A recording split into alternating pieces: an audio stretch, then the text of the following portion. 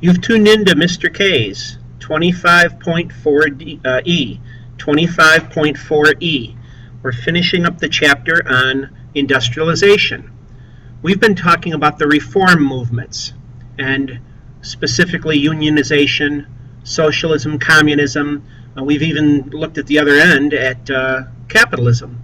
Now, other reform movements that existed during the industrial age. The abolition of slavery. A key opponent of slavery in England was William Wilberforce. William Wilberforce. He was a highly religious man. He was a member of Parliament who fought for the abolition of slavery. He fought for the abolition of slavery. That's a tough thing to do because his fellow members of Parliament made a lot of money off of the slave trade. Slavery was finally ended in all countries by 1888. Finally ended in all countries by 1888. It took us a longer time than England to get rid of slavery. It took us about 65 more years and a bloody civil war to get rid of slavery. England did it fairly early on. Okay, another reform movement is the rights for women. The Industrial Revolution proved a mixed blessing for women. It proved a mixed blessing for women. On one hand, factory work offered wages. On one hand, factory work offered wages. On the other hand, women factory workers were paid a third as much as men. They were paid a third as much as men. So they didn't make as much as men did for the same work.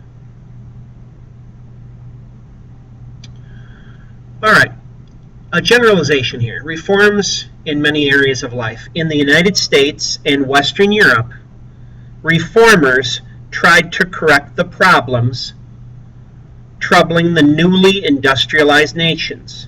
Reformers tried to correct the problems troubling the newly industrialized nations. And you can put down, like in the matters of education and prison reform. Education and prison reform.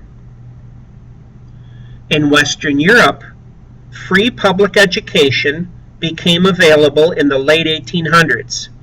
Free public education became available in the late 1800s. Up to this time, most children, or almost all children, went to school. Their parents had to pay for that privilege. That cut out the poor kids. They couldn't go. Now, in the late 1800s, you have free public education. Who's paying for it? It's the taxpayers.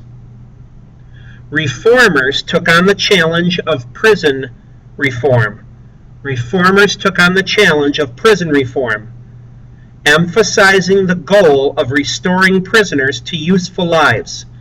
Emphasizing the goal of restoring prisoners to useful lives. Well, that's it, folks. This is the age of industrialization. We are at the end of the chapter. This is 25.4E. 25.4E. Mr. Case, I'm out.